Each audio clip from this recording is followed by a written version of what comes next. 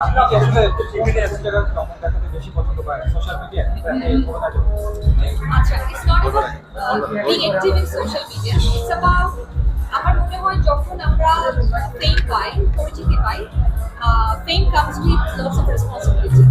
তো social issues নিয়ে যদি আমরা চুপ করে থাকি, যারা মানুষের কাছ থেকে ভালোবাসা পেয়েছে বা অ্যাটেনশন পেয়েছে, তারা যদি শুধুমাত্র নিজের কাজ নিয়েই থাকে, শুধুমাত্র নিজে খেলাম দিলাম, ভালো ভালো কাজ করলাম, তারপর চলে গেলাম, আসলে এটা আমার মনে হয় সামথিং আমি এগ্রি করি না।